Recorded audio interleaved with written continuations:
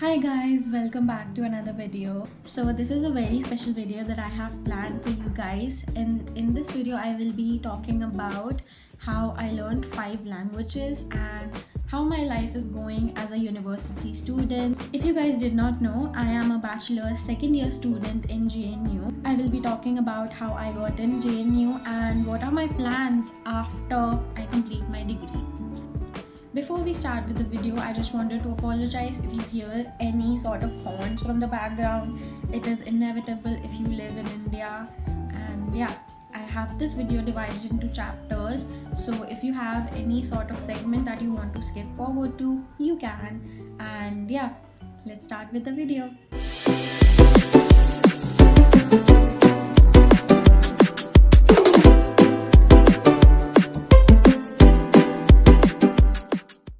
So the first 2 languages that I wanted to discuss are English and Hindi.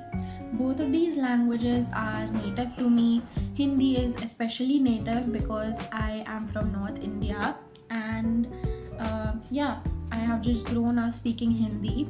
English is more of a second nature, and I have just developed it by going to school. Since childhood, I've just been using English in school, and yeah, that's how I developed a nativeness to it. The reason I'm speaking English right now in this video is because I've always consumed content from YouTube in English. Yeah, especially while creating content, it's just more comfortable for me to speak English rather than Hindi. So yeah, if you want me to do any sort of videos in only Hindi, I will definitely, try my best to do them. I am very grateful to have grown up, bilingual and with knowledge of 2 languages to, communicate with people. And especially in a country like India, where Hindi is one of many languages, I feel English now, because of our education system, can be a bridge between one language to another language, because it's not like us people know all of the native languages in India. So yeah, I feel like knowing English is also a very nice skill that you can develop, and especially if you want to communicate with people in your own country. The next language that I wanted to move forward with is French. So French is a language that I learned from 2nd grade to 10th grade of my school, and since childhood it was just like a foreign language that we could learn. And when we were in 8th grade, we were given a choice to choose between French, Hindi, German and Sanskrit. And I chose French because it was super cool back then to opt for an optional foreign language and just study it. And I was just like, I already know Hindi, I speak in Hindi, so what's the use of learning it any further when I can already speak it? Plus, if there are any developments, it would just be naturally, I would just naturally adapt to those changes in the language just because I'm a native person. So yeah, that's why I decided to study French as a foreign language. And yeah, back then scoring good in a foreign language was much cooler than scoring good in maths or science. For me personally, I don't know about others, but if you're scoring good in French, then that means damn, that girl knows a foreign language and she's scoring well in it. And if you score well in maths and science, it's a very common thing, and everyone is doing it, everyone is studying maths and science.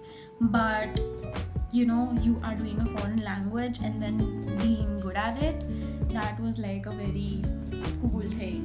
Plus having the ability and having the confidence to just go bonjour, merci beaucoup was just super nice, because we used to speak to our teacher in French, and not always, but just speaking a bit of French to our teachers was just infinitely more cooler to me than giving answers in a math or science class. But jokes apart, French was definitely a very good language and a very nice method for me to get a grasp of a new language and how a new language works, because French has very complex grammar. And yeah, just getting to know about how grammar works in other other languages, and how accents and pronunciations work. That was like a very big challenge that I saw, and that was also one of the reasons why I did not continue French in 11th and 12th. So in my school, if you wanted to continue French in 11th and 12th, you had to choose it as an optional subject, and I did not want to do French as an optional subject because I had other subjects in mind. So yeah, I just didn't want French to take away that position, so I stopped doing it. Plus I thought that I have like an intermediate proficiency, and if I want to continue it, I can always continue it further. The only regret I have is that I didn't take professional classes, and I didn't give proficiency exams when I was in school. There were other batchmates of mine that gave like proficiency exams, and they qualified in those exams also, but for me, I guess it was just like not the goal at the time. Plus at that time I hadn't realized that I actually love languages, and it's actually very fun for me to learn. So yeah, that's why I stopped learning French. Then right now I just sometimes revisit French again and again, because I don't want to lose what all I gained in all of those years of learning a language. And definitely because I don't practice it very much, my level has degraded a bit, but I still have like a beginner sort of intermediate proficiency in the language. The next language that I wanted to talk about was Chinese, and how I turned my self-study of that language into actually pursuing a degree in that language. So when I was in 10th grade, I got very interested in watching C-dramas, and my friend introduced me to it, and then I just got obsessed and I started watching it. Then one day my sister came up to me and she was like, let's learn Chinese together, and I was like, yeah, why not? So we began a course on Coursera. She gave up on it on the next day, but I continued learning it, and I was just so fascinated by that script that I continued learning it. The only problem that I faced was not watching videos. I am just a very impatient person, and I cannot sit and learn to people speaking, and it's just I cannot stand people just speaking and like me trying to absorb all of that information through a screen. I did not have that problem attending offline classes, but Chinese was a language that I was learning completely in COVID also, and completely through online mode also, because like the tuition fee for learning a foreign language like Chinese, which like basically no one teaches offline like in these kind of classes near my place. Plus it's very expensive to learn a foreign language like that. So yeah, I just self-studied, and I gained a beginner proficiency in that language just by self-studying. But I won't say that it was completely perfect, because when I entered university I realized what kind of gaps I had when I was doing my self-study. And definitely my professors were there to guide me. Now, how I got into university, I just got into university by giving the CUET, and I gave my boards like everyone else from my batch. I gave the CUET like everyone else from my batch, and I got in JNU actually in the 5th list. And before that I was in a completely different position. I did not get in JNU initially, so I just gave up on the idea that I'm getting in JNU. If you would have asked me if I was going to do bachelor's in Chinese in 10th or 11th, I would have said no. But as soon as I entered 12th, I realized the horror of mathematics, and I realized how much I love languages and how much easier it would be for me to opt in a field which I would actually love to study in. That's why I just since the beginning of my 12th grade I focused on my entrance and just studying for it. Boards were not a priority for me. I don't know why everyone else was just focusing on boards when the only way you could get in colleges was through CUET. It would definitely be a plus point if you get high marks in boards and in CUET, because then, like, if there are a lot of people who are scoring well in CUET, then the next thing they look to is your board marks. So they, give you seats based on your board marks also. But I would definitely recommend that you don't forget about preparing for CUET and you don't lack any sort of preparation for CUET. My first semester in the university actually began a month late because I got in the late list. But it was just full of exams. I had my professors though who helped me take remedial classes, and I did pretty decent in my sessionals given they were back to back with like all of the exams. So when my second semester began after my first semester, it was actually very fun to actually get to experience how the classes were going on. And I don't remember much from the second semester, but I do remember that I made really nice friends and that we did a lot of fun things. And that's it. That's all I remember from my second semester. Just studying, having fun with friends, that's all. Right now I'm in my second year and my first semester has ended. Right now is my semester break, and if you're curious as to how my second year went, you can definitely check out my videos. My videos show how chill I am sometimes, how busy I get sometimes, how I deal with exams and everything. So you can just go to my channel and check out other videos if you want to watch or if you are interested. Now let's talk about future endeavors and what I'm currently doing which would help me pursue my future endeavors. So I'm just doing internships and simultaneously I'm doing some translation and transcription gigs that I get. So if you want to get internships and if you don't understand what kind of internships you can do in this field, you can definitely go and ask your professors when you get in JNU.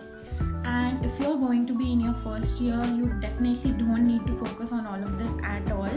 But you can just keep it in mind that when you reach second year's end or third year, you can definitely, start thinking about everything and stuff. When we talk about translation and transcription, this is the kind of profession that you can only dive into after you have a certain proficiency in Chinese. And I'm in my second year, so we have the proficiency of HSK4, which is like an intermediate proficiency.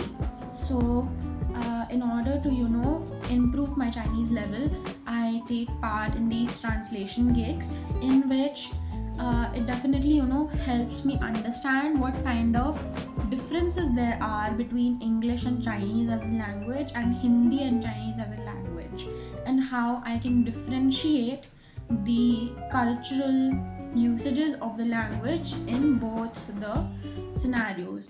Now, how can you get all of these internships? I would just recommend that you stay active on university forums after you enter the university. You will definitely get access to everything, and if not university forums, you can just stay active on public forums and follow people who are pursuing what you want to pursue. So definitely you are going to have to look into it, and you are going to have to look into what you want first and then move on with what you can do to achieve what you want. You can also look into what other people are doing who are in the same position as you or who were in the same position as you. My professors and some senior PhD scholars are also people who I consulted in order to understand what I can do in this field and how I can just get an idea of what I want to do, because it's not like they can prepare a career plan for me and just give it to me. It's not how this works. So you're just going to have to ask around people and just try to get an idea of what you can do to just get a clear idea of the future. The gist of the whole process is that you need to stay curious and you need to keep exploring what you want to do in this field, and then only simply just, take actions. You can even ask other people what kind of actions you can take in order to move forward. So yeah, it's a very fun process and you don't need to stress about it that much. But yeah, JNU overall is also a very nice campus, but because I am a day scholar student, I definitely won't do justice if I start explaining how campus life is like for me, because I don't live in the campus, and JNU is a campus where if you don't live in it, it's not, it's not justifiable. You need to live there in order to actually experience everything. My college experience in JNU is definitely lacking in that aspect, but yeah, I will be filming future videos with my friends who will be talking about what kind of campus life is like in JNU. So yeah, we can definitely look forward to those kind of videos in the future, and they will be coming when my second semester starts in January. The last thing that I want to discuss is how I learned Korean through the K-drama effect, which definitely has me on a chokehold. So this language was actually the most fun to learn because it was just, watching things and listening to things and not even actively trying to learn that language, but it just sticking in my head like super glue. I used to just watch K-dramas and listen to Korean OSTs, and still when I watch things, I have constant new words that I learn while watching, and my mind just catches up to them. This was definitely a very, very unique way that I figured out to understand the language.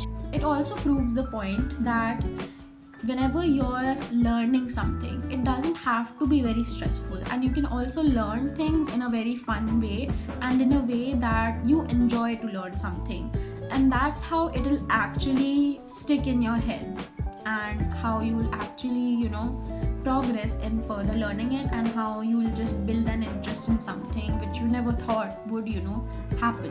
So my Korean proficiency is just mostly speaking based, and I can read also, but I am not confident of my reading abilities, and I definitely cannot write in Korean, but my speaking abilities are pretty decent. If you're also learning languages like me, all I would recommend is that you find what you like, stay consistent, and just enjoy the learning process, even if it gets tiring sometimes to, continue with the same. But yeah, you have to stay consistent, and then only, you would actually find peace in learning something. If you're curious about more of JNU and how college life is like in JNU, then you can also leave comments down below, and I'll try to reply to them either in the comment section or in any of my future videos. Thank you so much for watching this video.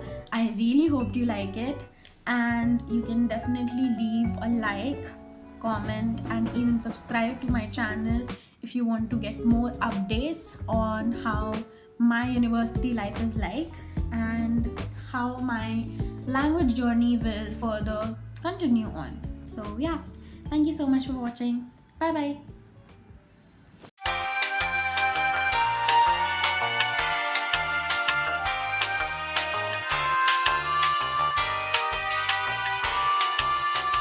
I have the ability to go bonjour, merci in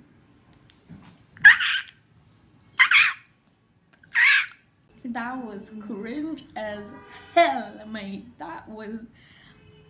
I've never spoken this much in my life. Thank you so much.